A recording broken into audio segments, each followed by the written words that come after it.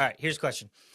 What is a spoiler that you heard before you saw something that you didn't want to hear? I mean, I guess spoiler alert for a 30-year-old movie, but that Bruce Willis is dead the whole time in Sixth Sense. That's like the go-to one. Yeah, that was one that somebody told me I didn't want to know. I didn't know there was a twist, so I didn't, that was, Shyamalan's first kind of twist movie, so I guess you could say that's the one. But since then, I mean, I don't think there's been one where I wish I didn't know, because I don't like surprises. I like knowing going in what I'm about to get, It's true. I think knowing that Vader was Luke's father, just because by the time I caught on to Star Wars, it was just cultural vernacular for Luke, I'm your father. That sucked. Not knowing, not being able to experience that. I guess you could say that was one, because I saw Star Wars at a very young age, but I don't know that I actively remember knowing that information before I saw it. I might have, I probably did, but I don't know that I could say, like, oh yeah, this guy named Steve told me and ruined the whole experience for me, and it was 1991, and It was a Tuesday. it very well might have been a Tuesday. Spoiler alert, Batman's parents are still dead, and if you didn't know that, this might not be the podcast for you. That is true. They are still dead. So is Uncle Ben. Wait, what?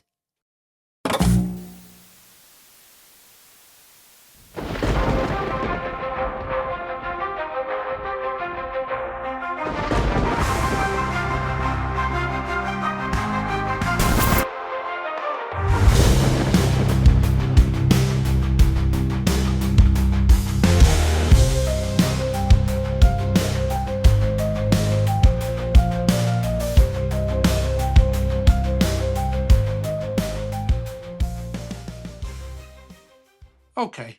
Do you want to kick it off or Okay. Yep. do it? Yep. Go. Me shall.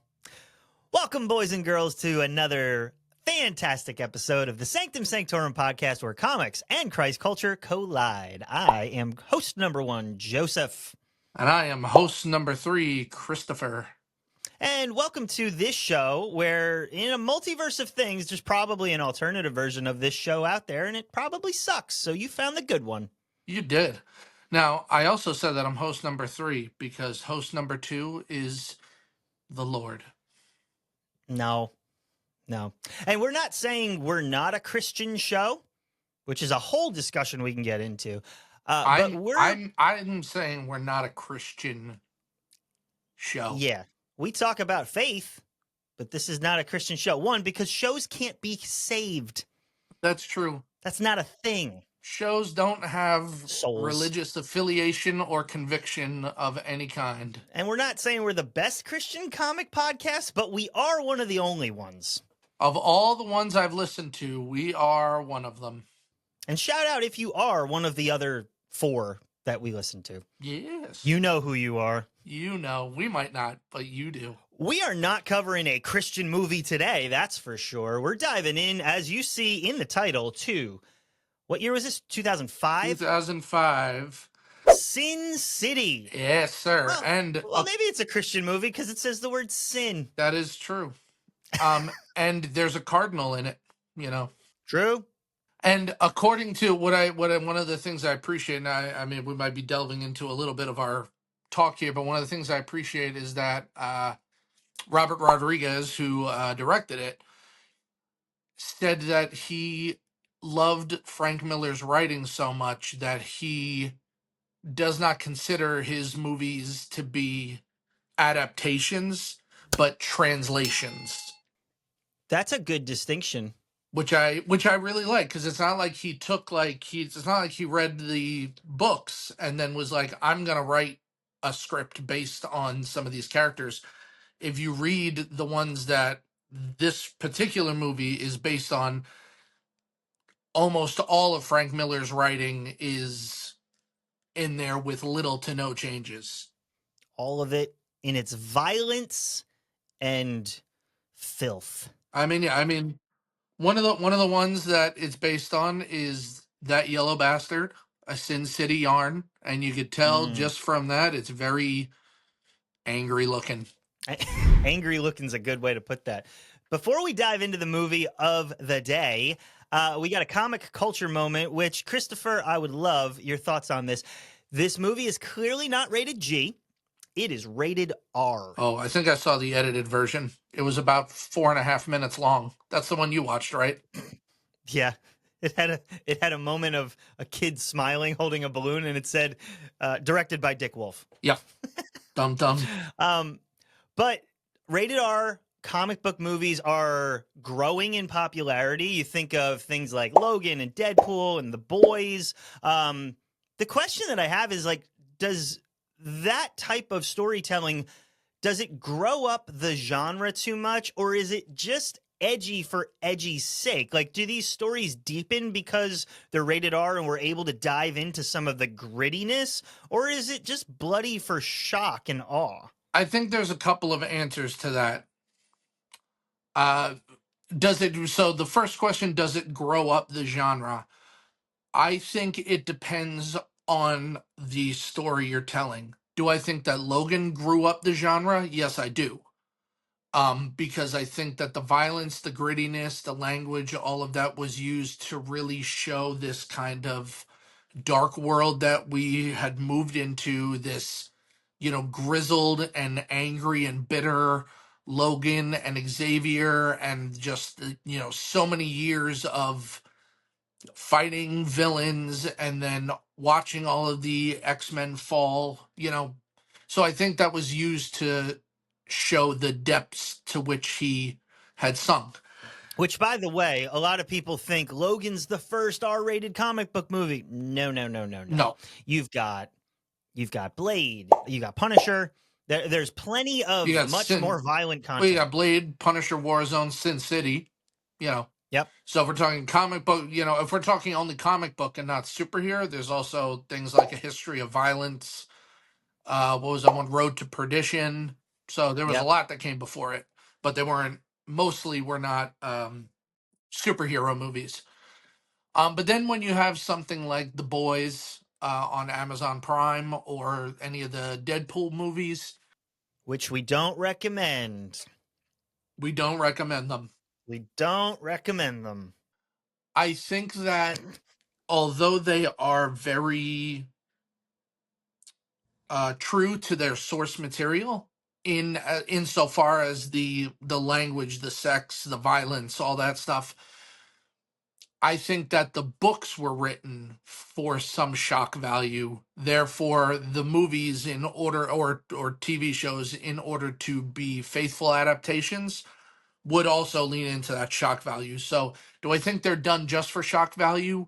Yes and no. I think they're adapting something that was done for shock value, especially The Boys. If you've ever read The Boys, the show is pretty true, and it did serve to show the other side of superdom, of not quite anti-heroes or heroes, but that your superheroes are really just these corrupt, evil, masochistic, hedonistic, all-powerful beings. Yeah. And the regular people were the ones that were good. But I mean, it took it to a degree, in the books as well as the show, where it was like, okay, this is like, we get it, but also, is this necessary? I don't know if this feels necessary. That's really where I weigh in on it. Like, there's usually, like, the first season or the first movie of something, you're like, ooh, that was bloody, that was violent, that was graphic, and you're good. When they continue to keep going, The Boys is a great example. Season 2 is just, we're going after ratings, and clearly you like this filth, so we're just going to keep going. You lost the story in that. And the second season, actually, in my opinion, is not as good as the first one. One, because it was just so much more focused on character development.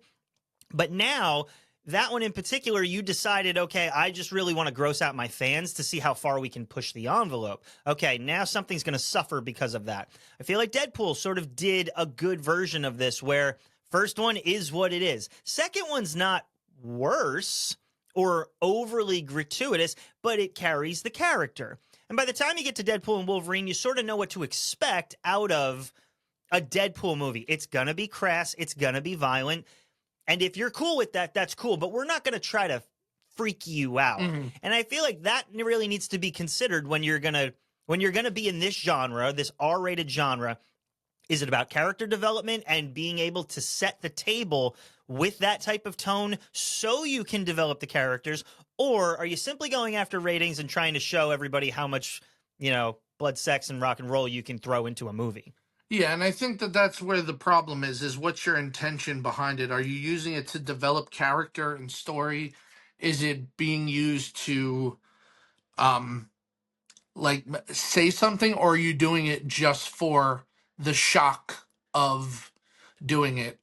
Famously, Do you have something to say, or do you just have to say something? there's a very famous extreme extreme horror movie called A Serbian Film that is filled with things I'm not even comfortable saying, but it is filled with some of the Not on this most Christian show. it is filled with some of the most vile things that you could imagine. And when questioned about it, the director said that it was meant to show how the government of Serbia was inflicting these horrible things on its people. And Yeah. I understand wanting to find an artistic way to maybe express that anger, that frustration, that hurt, whatever the feelings are. But without explaining that, you're not gonna get that. You're just gonna think, man, this Yeah. guy is just putting whatever sick fantasy he's ever had onto film. And I feel that way about some things that are done just for shock value. If you later retroactively say, no, it was supposed to represent this feeling I had, or this struggle against whatever, okay.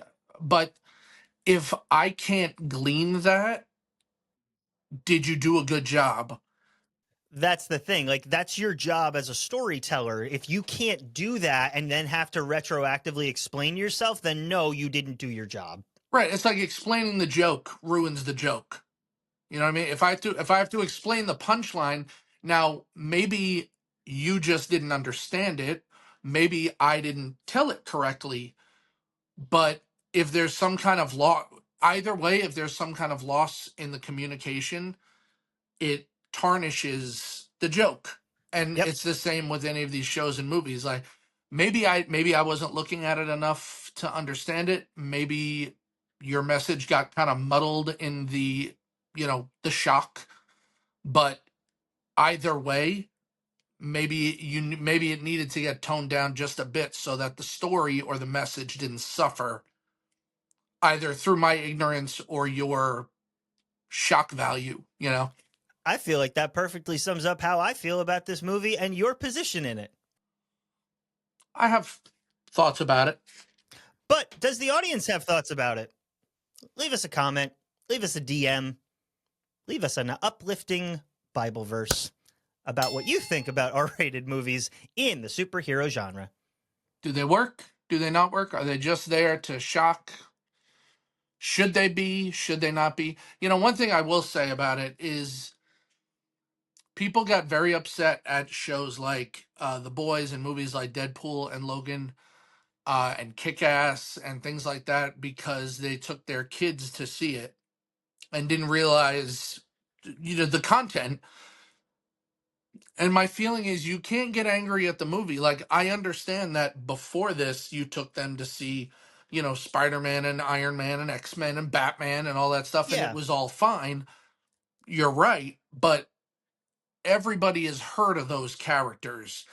If you're going into a superhero movie called Deadpool, before his movies, he was not super well known outside of the, geek community. He wasn't But a check the household. rating. He wasn't a household name, but also check the rating. But people don't always want to do the research. But then you can't blame the movie or the writers or the actors or whatever if you didn't think ahead. Like, that's on you, There's a man. John Wayne quote that I try to live by, and it's, life is hard.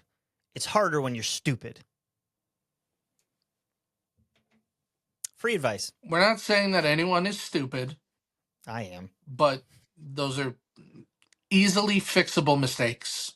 So Speaking of an easily fixable mistake, we've got a plot synopsis, and how very dare you? I'm pretty happy with this one.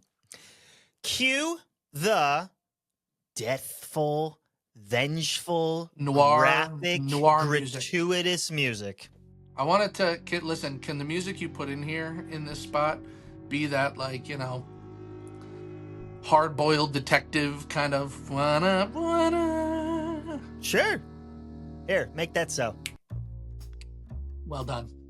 Here we go. Welcome to Sin City, a charming little cesspool where corruption has a zip code, justice is on vacation, and everyone thinks they're in a cologne commercial. This cinematic fever dream pitch stitches together 4 stories, and none of them are particularly uplifting. First up, Detective John Hardigan. With retirement knocking on his cholesterol, he decides to break every rule in the book to save an 11-year-old girl. Meanwhile, on the other side of the noir nightmare, Marv, a human brick wall with a chin that you could land a plane on, wakes up next to a dead body and thinks, Tuesday. Framed for a crime he didn't commit, for once, Marv embarks on a delightful romp of skull-cracking, trench coat wearing, and casual arson.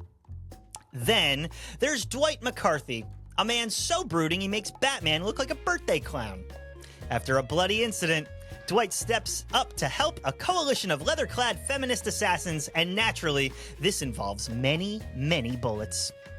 Together-ish, these 3 morally ambiguous meatheads chase something resembling redemption in a city where hope takes one look around, mutters, nah, and lights a cigarette. Is there justice without sin? Probably not. But hey, at least there's a lot of eyeliner, stylized violence, and gravelly voiceovers in 2005's Sin City. Dun, dun, dun! Very nicely done. Actually, that was really good. That was a really good one. Although you did mention that there were 4 stories, and you only talked about the 3 main ones. There was also the bookends, which were the salesman, but... Yeah, I mean, we'll get into... you want to start with bad since you don't have any? How? Maybe. All right, well, listen. As you just heard, we are doing 2005 Sin City, which was directed by both Frank Miller and Robert Rodriguez. And Kirk Cameron. How dare you? Don't blaspheme.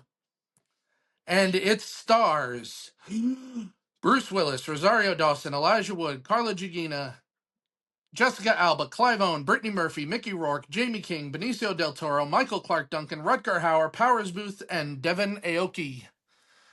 Whew. And that's a cast. Probably people that I've forgotten who were in more bit parts and brief appearances. But man, this was an ensemble of 2005, if you've ever heard one, Well, let's talk about good, because there is some good stuff in this. And you sort of just cued it, but I'll kick it off. This is a stacked cast. Oh, yeah. And it's everybody you listed, but it's also everybody you didn't. Mm-hmm. There's a couple call outs that I want to make. Michael Madsen. Oh, yeah. Right off the bat, he's a great actor. I first saw him in Free Willy, and Free Willy is close to my heart. I forgot he was in that. He's the dad in that. Isn't it great? I forgot about that. He's also a Tarantino regular as well. He is. You mentioned the Cardinal Rourke. That's Rutger Hauer. He was in Batman Begins. Clive Owen, I think, is great in everything, particularly Inside Man. If you're looking for one of the greatest heist whodunits, Inside Man. Amazing. Benicio del Toro is very unique in this movie. I've never seen him like this. Yeah. He's actually like a hop, skip, and a jump away from the Collector character he has in Guardians, but it's still not that. It's very unique for him, and I thought he did great. The other two call outs that I have are Tommy Flanagan, who was in Gladiator. He's also in Sons of Anarchy. And then one of my favorite actors who recently passed, I believe, his name is Powers Booth. Yes. The sequel to Sin City was his last film role. Yeah. And for geeks, he was also the voice of Blight in Batman Beyond. So there you go. Nice. He was in one of my favorite shows, Deadwood. He's always going to be that cowboy, that gravelly, no nonsense type character, and he is that in this in a version. But again, it's like you got your stacked cast of everybody who you know, and then the supporting cast coming around is like, you guys knocked it out of the park with like casting director gets an Oscar. Well done. Mm-hmm. Absolutely.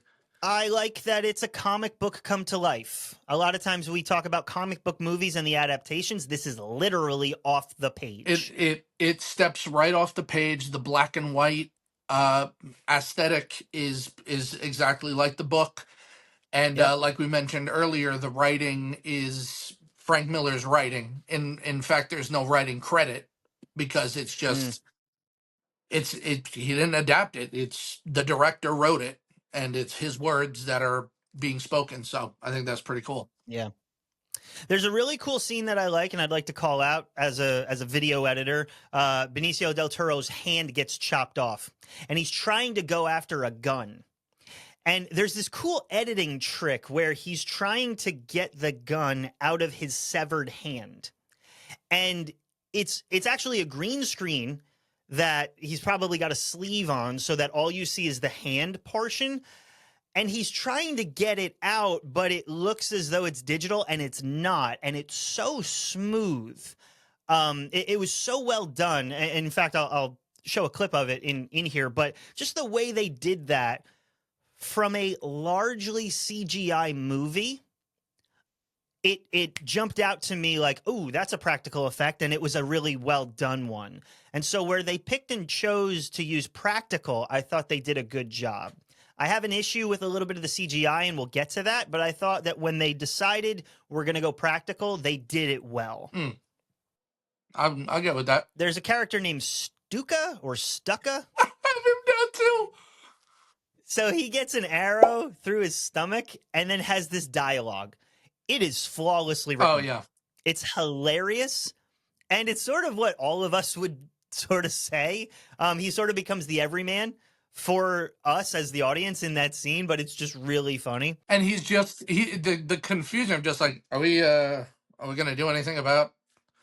I know we're about to go. We're about to go into battle. Is anybody we gonna ignore this? Oh, there's a note attached. Okay, should I read it? You want to read it? I'll read it. Okay. It's very Monty Python. Yes. Oh my goodness, so much so. Yes. And again, so quick. It's like not even a 5-minute scene. You don't see him in the rest of the movie, but I could have watched a whole movie of him. What's cool about it too is that it's so well done and it's so funny. It actually stands out because it doesn't really fit in the rest of the movie. And so when it happens, you're like, oh, that's a really funny bit. It's not a comedy, but when that comedic moment shows up, it's really cool. There's this distinction that I like with comedy. It's that you can say funny things or you can say things funny. The best comedians are the ones who say things funny. Yes. And then there's the ones that are just trying too hard. This is a moment where the guy delivered it well. Yes. Anybody could have said it, but it's the delivery. I think that's really where this moment in particular, but moments in the movie shine. I think the other really standout moment that's like that is with two characters named Clump and Schlub, who are guarding the car outside of the bar. And it's just their dialogue, very brief, and it's right before Marv attacks them. But their vocab, for being two dopey-looking henchmen, they have they're using all these $20 words to explain why it's important for them to be out here watching the car for the boss and why he told them to do it. And it just is so funny because it's so straight. They've got another line later on in the movie where they go, or one of them goes, "I can only express puzzlement that borders on alarm." Yeah.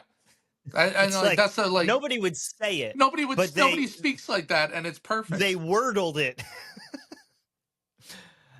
And sorry, Chris, but that's the end of my good. Is it really? That's it. Wow. Okay. That's All it. right. Well, I have stuff. Carry on. This was near the end of Brittany Murphy's life and career. And to be honest, I could have used a little more Shelley in the movie. I thought she did a great job, and Yep. I don't know if I think she did a great job because she really did, or if because there's just not enough of her career in our life of film because of how young she died. That all of her film roles just stand out that much more because there were so few of them. Kind of like Heath Ledger, Yeah, there's a piece of that where Ledger differs is like that was a once in a generation actor. I Mm, don't find her to be a really great actress. However, when positioned against the rest of the female cast in particular, she clearly shines. And I actually have yes. some thoughts about that later on. But I think that's one of the reasons. Like, yes, there is the nostalgia that she's no longer with us, and she did have such a short career. But her positioned in this ensemble, she clearly shines. Yeah, we talked about. I think this whole movie is just a visually inventive movie. Nothing had been done like this before the filming of it. I think the only other movie at the time that had done something like this was Sky Captain and the World of Tomorrow, where it was the actors in costume and makeup against a green screen, and everything around them was digitalized. Now, normally I would not, I don't normally love when you can really tell the CG, but for Hmm. me, that's when you're inserting like a CG character into an otherwise live action movie. This was meant to look the way that it looks. And I think Absolutely. it's unique, it's different. It really stood out at the time as something special in regards to how it was filmed and created. It was just so different. I'm not going to disagree with it. This is one of my others, but I'll give it to you as a good. I struggle with the CGI because to me, it looks beneath itself. And the only reason I say that is because of Return of the King, right? Like 20 some odd years later, you watch it, and this is 2 years before this movie comes out, and it still holds up as really good. Now, when I watch Sin City, I look at that CGI and I go, however, it's good for what it is, and it's not trying to be Return of the King, it's trying to be Sin City. So for somebody who is not familiar with the body of work and just walked into it, it's a little jarring, but it's not fair for me to just go, well, CGI at the time was this. It wasn't trying to be this, it was trying to be this. And Right. that's where I'll give it the pass. But it was just enough for me to go, oh, I actually have to do some work here. I can't just dismiss it as good or bad. Right, because it was kind of forging its own path Yep, with how they were doing it. Like you said, it wasn't like superhero movies at the time where they were sticking a CGI villain in a real world, or exactly. Return of the King where they had this huge scope where they wanted it to look real. This was a unique, a totally different animal altogether. And like we said, it was a comic book come to life. Also with the filming, I liked the little flashes of color. You had Dwight's I hated it. shoes. Really? I like the well that okay, that's also in the book, especially with like Rourke Jr., the shoes, the blood splatter, that kind of thing. So, Call me ADHD because I do have it.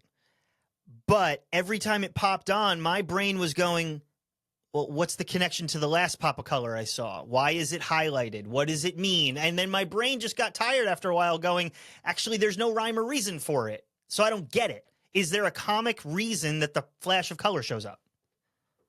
I think for some, yes, like you have Rourke Jr. after his disfigurement, Uh they huh. use the yellow to kind of make him Oh, look and boy, was as he yellow. he was, but they wanted to make him look as disfigured and unsettling as possible. The Yeah. blood, when you see like some of the blood splatter, I think some of that was just aesthetic. Same with Okay. Goldie, Marv's girlfriend Goldie. You see her hair is very yellow, their bed is very red, and I think that's just to stand out, like she was his pop of color in a very bleak world, you know. Okay. So I think some of it was directing choices, some of it was based in the books. But I really liked that. I thought that was fun. All right. I also like that Robert, and you may disagree with me, and maybe I'm getting too heady for a movie that doesn't need to be as heady, but Robert Rodriguez is known for doing two starkly different kinds of movies because he does things like the Mexico trilogy, Sin City, Machete, and then he does movies like Spy Kids. I think it's machete. Okay, not if you say it properly. Shut up. Are you Spanish? I don't have to be to appreciate the language and the films. But the point is that you got those movies versus movies like Spy Kids. And And I think Spy he does, Kids. but I think he does kids really well. And I thought that the first part of Hardigan and Nancy's story, Yeah. he really took care of young Nancy. There wasn't any exploitation. There wasn't in a movie filled with graphic everything. It didn't take advantage of that. It didn't It make protected it. the innocence of the child, and Hardigan actually, from a character perspective, emulates that as well. Yes, absolutely. And I thought that that was a really standout scene, you know, or segment, you know, however you want to define it. And I think that that was important, that it showed that he didn't do where he could have done things just to shock in that scene in particular, given what the surrounding story was supposed to be. Mm-hmm. He took the high road with it, and Yeah. there was a lot of implying and a lot of menace surrounding it, but it wasn't, there was no lost innocence for the young actor or the young character. So I appreciated that. And then I have a bunch of other, but I think that's it on my really standout good. I have one other. Okay. Do we want to do other before the ad? Yeah. All right. Here's my other. Hit it. I don't know what to do with this, which is why it's an utter. Other. An utter I got other. I got cows on my An mind. utter, an utter, or an other. No, like utter, like a cow. So you just need some milk. Some milk. It's just a really interesting next movie for a lot of these actors. You've got Elijah Wood coming off of Lord of the Rings. You've got Mickey Rourke, who had just done Man of Fire. Bruce Willis comes off of Ocean's 12 and Tears of the Sun. Mm-hmm. Jessica Alba had just done Fantastic Four. It's just a really interesting next career choice for a lot of these actors. It's like they hit something in a cultural moment. A lot of them did. And then you went to Sin City. That's an interesting stance to take. Well, which itself was a cultural moment. Again, it may have been the fact that, like, not only do you have an acclaimed director in Robert Rodriguez, it's a movie based on a comic book, which, you know, at the time, all we had was Spider-Man and the Fox universe and the 90s and 80s DC stuff. And that's what, to me, is interesting. It's like some of these actors probably saw, you know, the success of a Spider-Man, or even Alba's success, if you want to call it that, from Fantastic Four, and they go, ooh, comic book movie, I'll do that. Right. Well, that definitely could have been a part of it. And speaking of Mickey Rourke, this led to him being cast in The Wrestler, which was a career like restart for him after his years of problems. So, you know, for some of them, it was like a reset. That's my only other. All right. So here's some of my others. Quentin Tarantino, also directed a couple of bits in this because he and Robert Rodriguez are famously very good friends. He directed the bookends of The Salesman with Josh Hartnett and I forget the actress's name, but she was the lifeguard in The Sandlot in that first part. Oh, Yeah, Marnie something. I don't remember. Doesn't matter. It doesn't matter. She's in one very quick scene. And he also directed the conversation between Jackie Boy and Dwight on the way to the tar pits.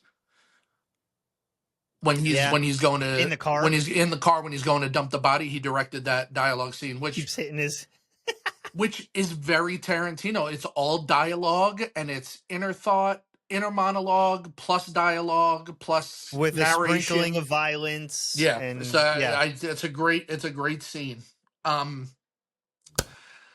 Again, we talked about Robert Rodriguez and his relationship with Frank Miller, the no writing credits. Another thing that he did, because they equally directed this movie, they initially refused to give Frank Miller directing credit.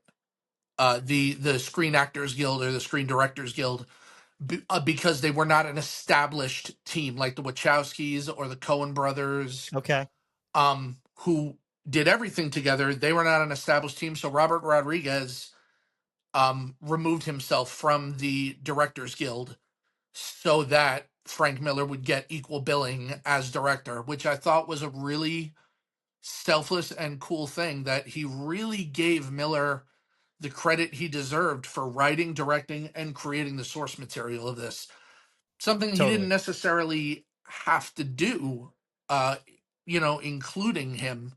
But he really went the extra mile to do it, which I think was really stand up. Shows like the kind of artist that he is and Right. He was more collaborator that focused he on is. the art than the fame and the accolade. Right. The credit for what it was and for the story was, he wanted it to go where he was, where it was meant to go.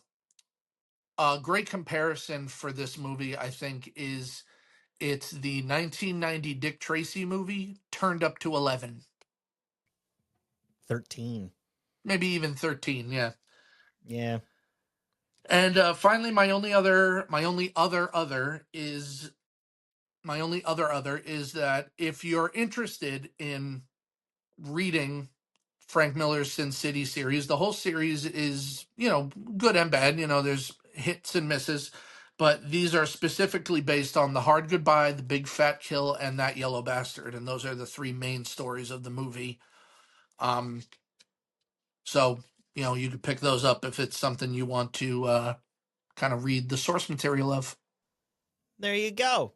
Why don't we take a break? Let's hear from our sponsor. What do they have to say? What indeed? We're going to find out right. What in tarnation? We're going to find out right now. Go. Today's episode is sponsored by Marv's Discount Coats. Don't walk around with a trench coat covered in blood and bullet holes. Not when you want to look your best to pick up dames. Come on down to Marv's Discount Coats, where we'll practically kill a guy to get you in the right fit. Whether you're out getting revenge or just having a night out on the town in Basin City, you'll want to look your best. We deal in only the finest of used coats with minimal death and destruction and damage. So come on down to Marv's Discount Coats, located in Basin City. It'll be a gas. Literally kill to get you in a coat. Nice. Thank you. And as always, not a real product. All right, Mr. Bad. Should I start off the bad? Because I guarantee... You should, because what do you got? I guarantee that I've got less than you here. What do you have, like a point? Well, I would say that the first big thing is that it's a hard movie to recommend. Yeah. Depending on who you're talking to and who you associate with. It's not the easiest movie to recommend that people see. Another just kind of a wondering thing, would the movie be better if the stories were not broken up? It's a struggle for me. No, there's a way to do it, but they didn't intertwine them enough. And I think they could have. You would have liked them better intertwined? It would have made more sense. And I think you would have been able to tell that there was a thread line through all of them if you did a little bit more from a writing perspective, because what you did was, okay, here's a character. Oh, by the way, he just shot somebody. We're not going to see him until the very end of the movie. Here's a new character, and we spend a little bit of time. Oh, his story's ended, but it's not over. New character, we're going to spend a lot of time on him. And then the next character, we're going to give you his complete story. And then, oh, by the way, remember the first guy? We're going to come back to him. And then here's just the ending of his chapter. And remember the guy from the beginning? He's going to show up real quick. Credits. Well, I mean, they did briefly, they not briefly. They did like in small ways tie them together. Marv is watching Nancy dance at the bar. Dwight is in the same bar. You see Shelley serving him drinks. It's a blink and you miss it connectivity. Yeah, no, that's true. If you went to the bathroom in the theater and you missed that scene, they would be 3 completely different movies. Well, then that should serve to show you that you should not have to pee in the middle of a movie when watching it in the theaters. You're spoiled by being able to pause your movie in the middle of it. Which let me recommend a little website called Run Pee. Are you aware of this? Yes, it tells you the perfect moments in movies to take a bathroom or snack break. I've used it so many times. It's great. I disagree with the whole principle of it, though. Because like, who are sometimes you gotta go. No, but what I disagree with is who are you to say that this scene is missable or not necessary or whatever? It saved me so much emotional dialogue of character development, particularly through Star Wars movies. Like, I don't care. All right, I have nothing to say to that. Anything else? A couple of nitpicky things. So in Hardigan's first story, his narration dialogue is, all right, keep him talking. Just keep his mind, keep his mind off the girl. Keep him focused on you. Then the next line is him saying, close your eyes, Nancy, baby. You don't want to see this. I thought you were trying to keep his mind off of her. You just reminded him that she was there. I hate the dialogue of this movie. It's very specific to what it is. It's film noir. I hate it. And connected to it, I get that the voiceovers are very comic, but it just got too much for me. It's so much tell and not enough show at times.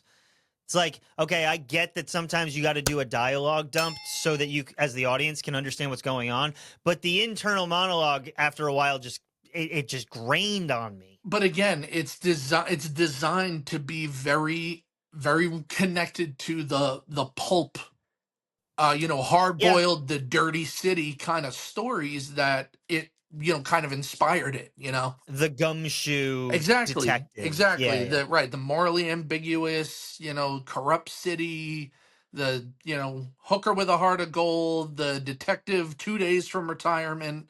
That stuff is all very pulpy, and that's what kind of, was behind all this. That's what grained on me. 3 other things.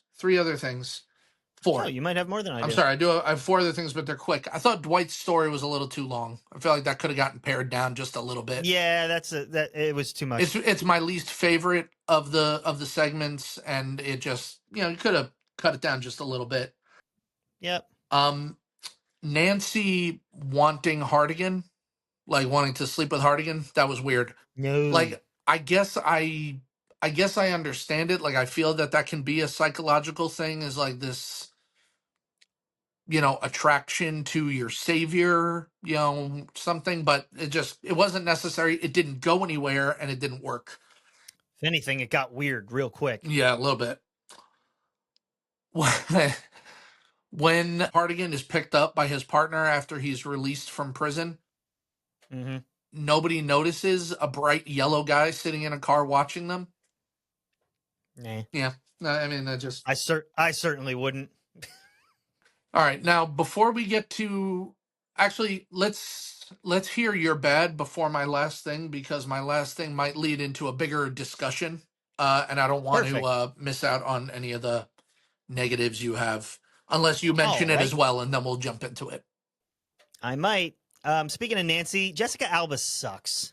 She sucks in everything she does. Yeah, she's I hate her. She's probably the least strong. She's the least strong of all the actors in this movie, but also she's really not cast in this movie for her acting skills.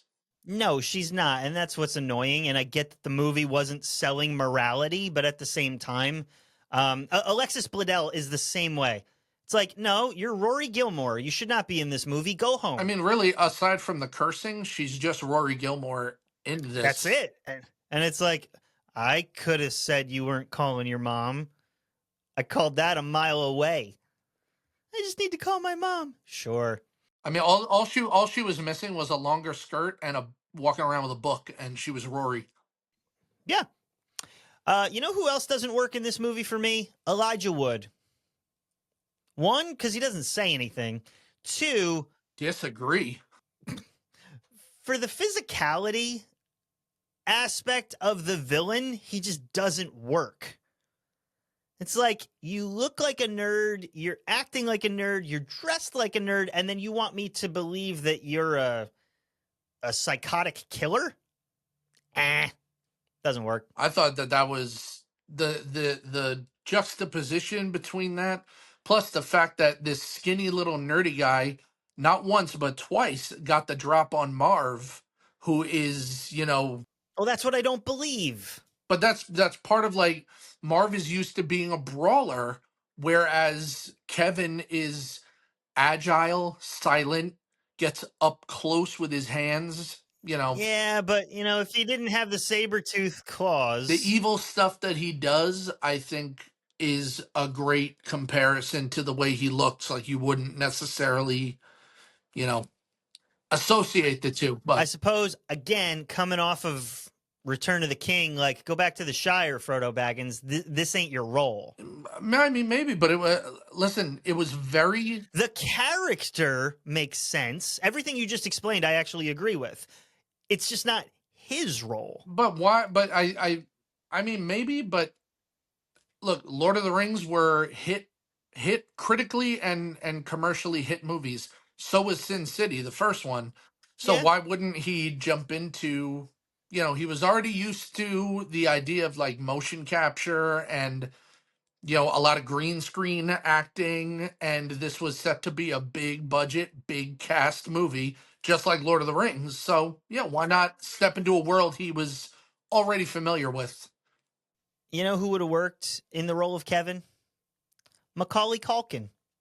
Because he already knows what it's like to be a sneaky Kevin. True. But then he would have gotten bogged down with 3 of his very few film roles would have all been named Kevin.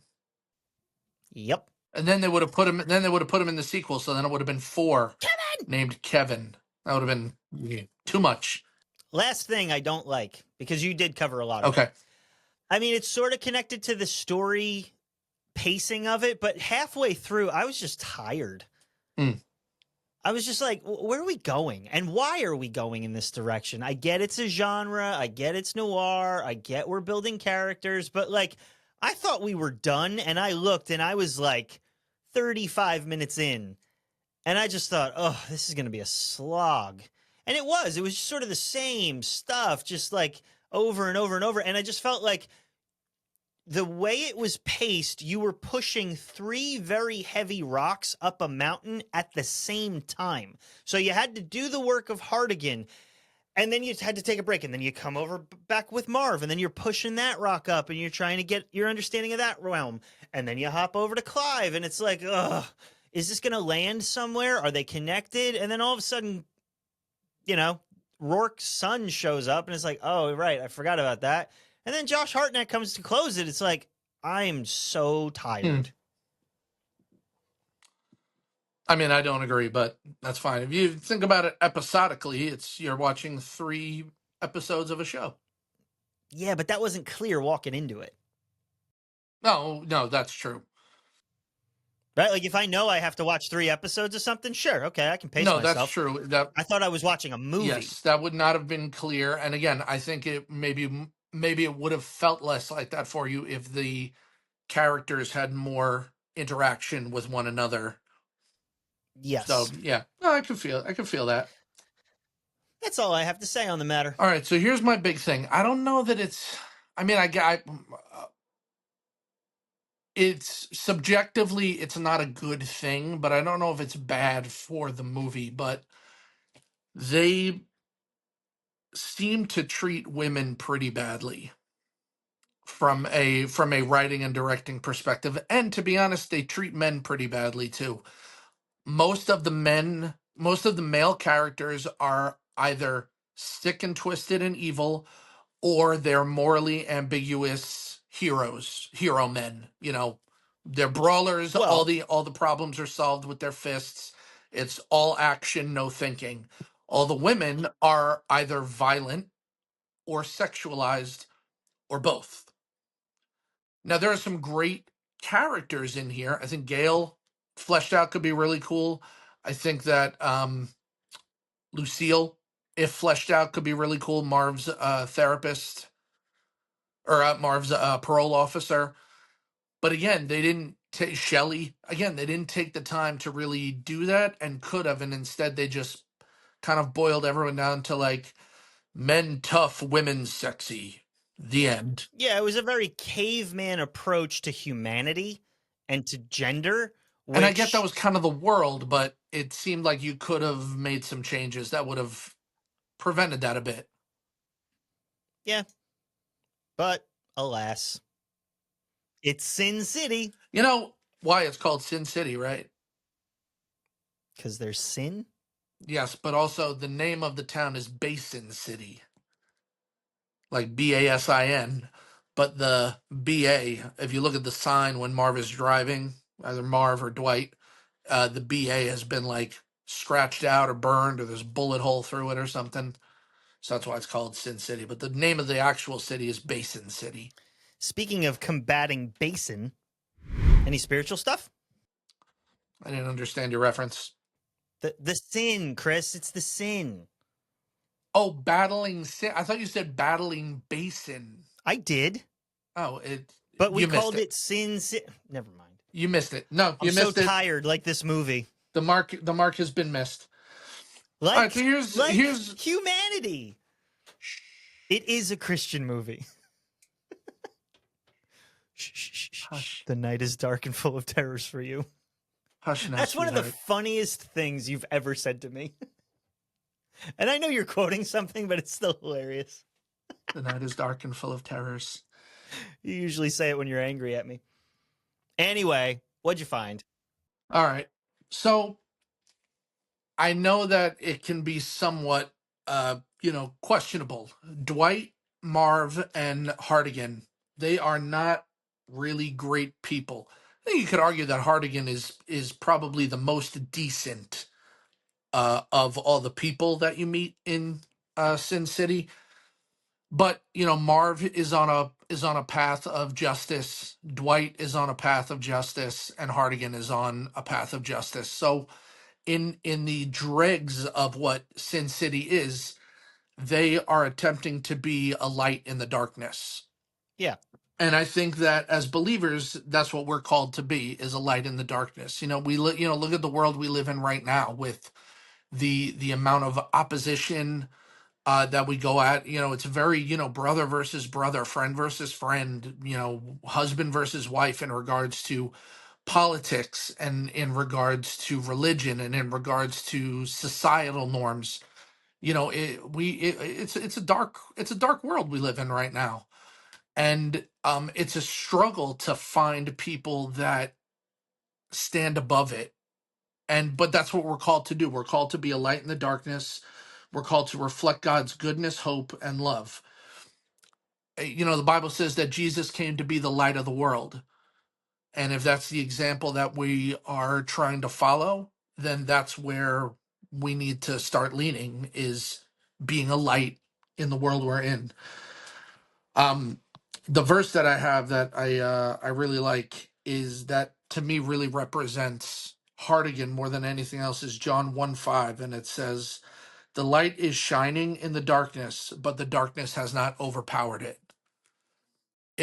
You see through his whole story, it would have been so easy for Hardigan to walk away from, in the beginning when Nancy was 11, to walk away, live his life. He never would have needed to know that this was going on. It would have been easy for him to just kill. It would have been easy for him to give in and fall into despair. It would have been easy. It would have been easy for him to just not do anything and kind of join the darkness.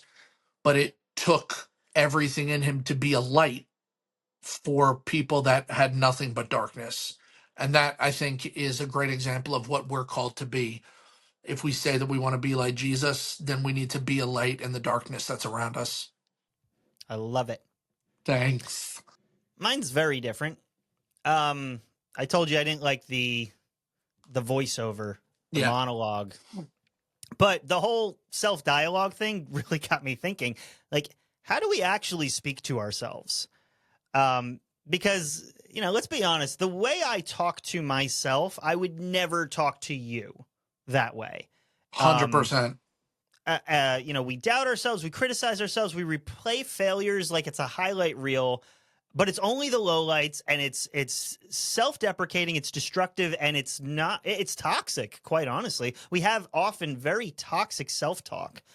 But scripture really reminds us that our identity isn't found in what we whisper to ourselves in the low moments. It's found in what God has already spoken over us. And one of my favorite verses, particularly as a worship leader, but just as a follower of Jesus, is this passage in the book of Zephaniah, Old Testament. Zephaniah 3:17 says, he doesn't just tolerate us, he delights over us. And it says he sings over us. You know, I've got little kids, and when they're happy, when they're loving life, they sing. And it just really got me thinking, like, you know, you talk terrible to yourself, but that's not how God sees you. Yes, there's moments where we need to, you know, be convicted by our sin, where we need to sort of get up and go do the thing. We need some pep talk a little bit sometimes, but the voice of condemnation is not from God.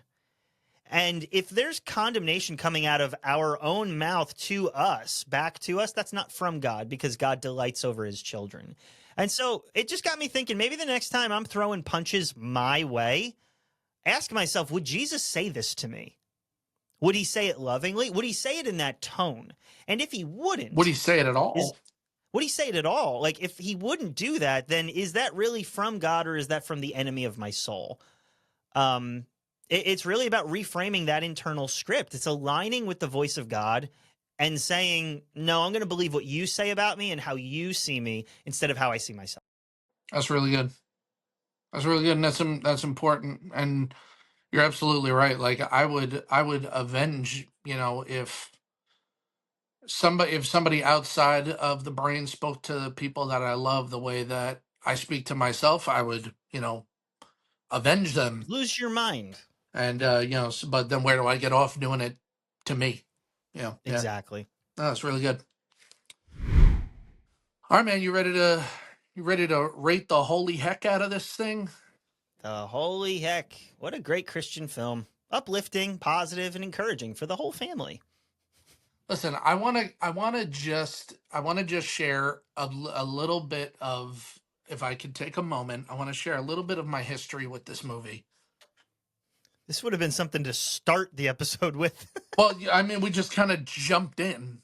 I mean, you could stick it into the beginning if you want.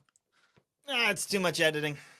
All right. Well, listen, I'm gonna do my rating first, because it'll lead into it. When this movie came out in 2005, it was at a time of my life where I was very surrounded by Christianese, and I was also a very punk rock kid at the time, and so I was just felt very naturally combative against everything. And now here I am in situations where I'm around a lot of conservative minded people, and a lot of you know, part of the way that I grew up a little bit. And here comes this movie that is just naughty. And not only did I enjoy it, but you know, the visual aspects of it, and the story, the film noir, the black and white with the splashes of color, but it also like spoke to my need to be contrarian of like, oh, this isn't a movie that somebody in this kind of environment should like, so I'm gonna go like whole into it. I'm gonna go all the way. I'm gonna dive all the way into it, and I just watched it obsessively. I loved it. So that's part of my history with it. That being said, it had been some time since I had actually sat down and watched it. Mm-hmm. Not a whole lot had changed for me. I really, Interesting. I really still enjoyed it. I really still had a good time. I think it holds up. I think it stands apart from comic book Let me movies. guess. Yeah, especially now that we're so inundated with them. So I And so gave it. you gave it a bail. I did. I took it down from a Keaton. Because I love you. I took it down from a Keaton. But yeah, I think it sits comfortably for me at a bail, and I bet that I could get yours. Go ahead. I am gonna guess that you gave it a Kilmer. I did. Yeah. Look at that Because love. we love each other. I didn't get it. I really didn't. And that's going to be my own thing. But this is my show, so I can do what I want. That's right. I didn't get tell it. him. Tell him, Dan. This wasn't for me, and honestly, it's not for a casual fan. You cannot just walk into this at all.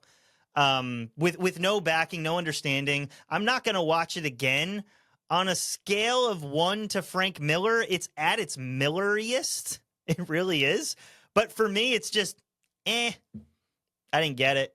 So it's a Kilmer. Aside from the lack of Latinx characters that are usually in Robert Rodriguez movies, it's at its most Robert Rodriguez-ish as well. But hey, you got Jessica Alba.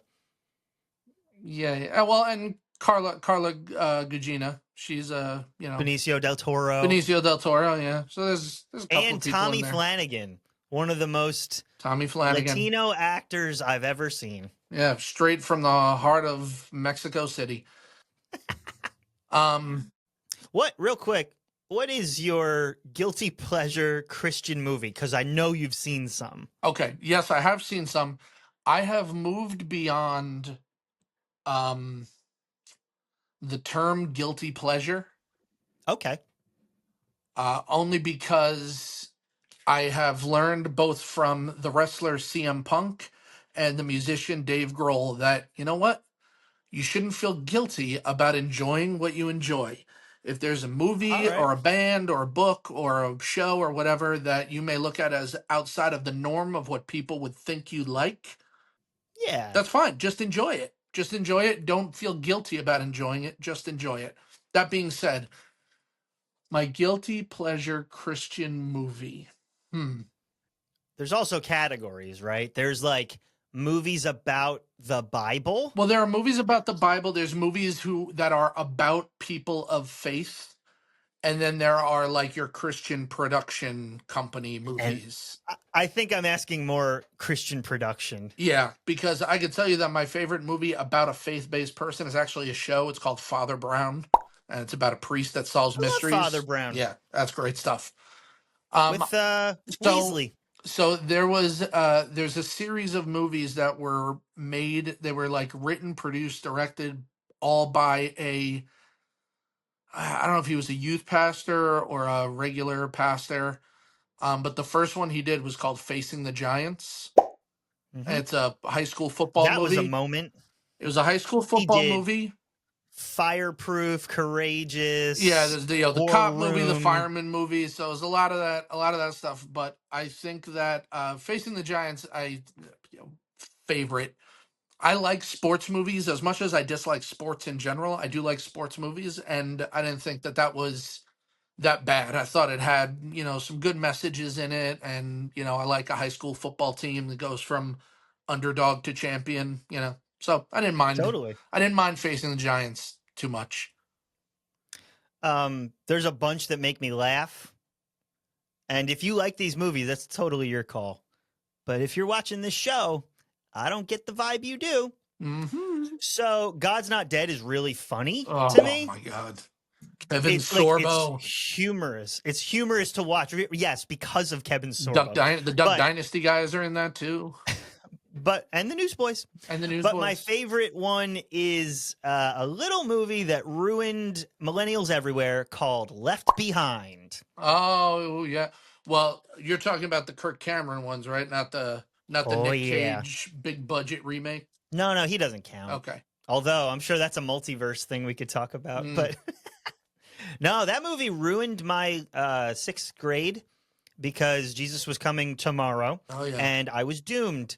And planes would fall out of the sky. And I had to read all about how the Antichrist was coming, which that succeeded